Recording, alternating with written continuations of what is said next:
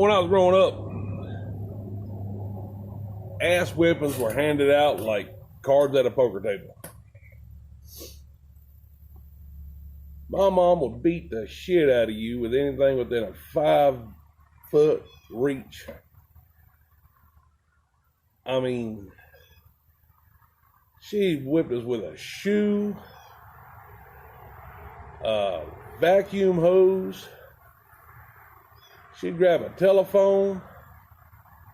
No, she wouldn't beat me with a telephone. She'd do a lot worse than that. She'd call my daddy.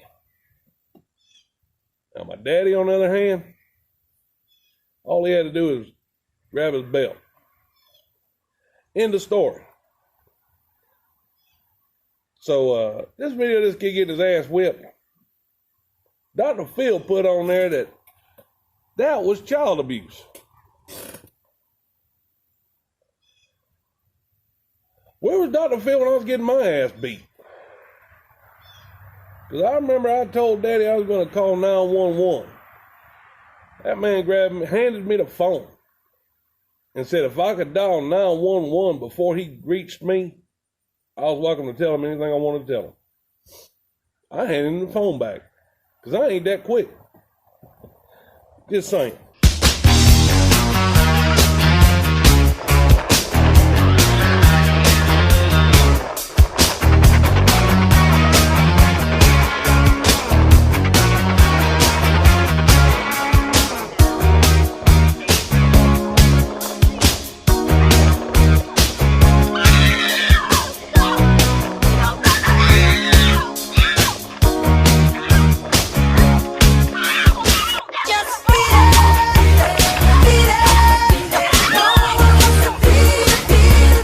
I really don't care how old the child is or how young the child is. If they're old enough to understand words, if they're old enough to put these words together to form a sentence, and they understand what they're saying, and these sentences that they have formed with these words are disrespectful, they deserve an ass whipping. Plain and simple. When I was growing up, disrespect to your parents was not tolerated at all, bottom line, end of sentence. There was no putting in the corner. Well, let me fix that. There was putting in the corner.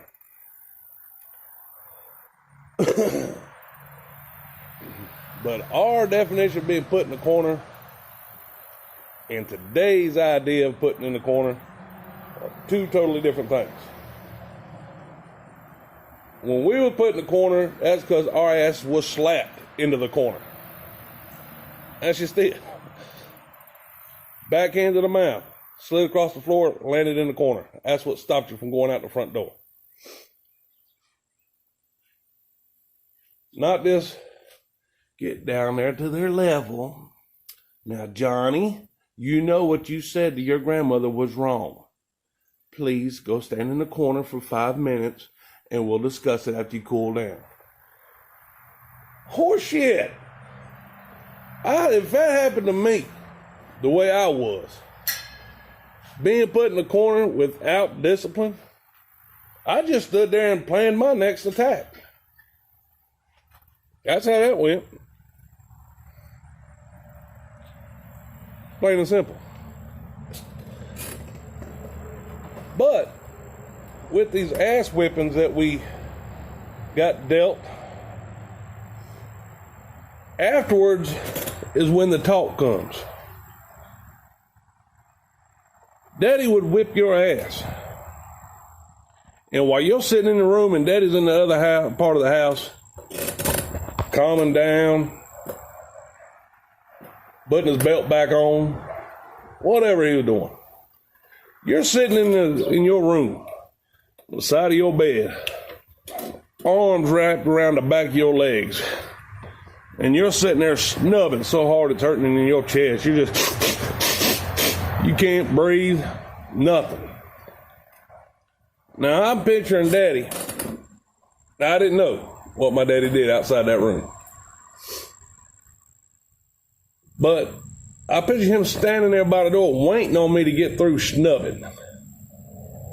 And to where I'm just at a slow cry.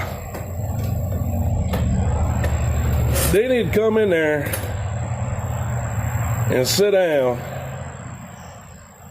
and give you that heart-tugging, you know, let me down speech. That speech after the whipping. Now, I've had the speech without a whipping. Didn't have much effect. But that speech after the whipping was a lot worse than the damn whipping. There's times I'm sitting there, damn, Daddy, just go ahead and whip me again. Damn.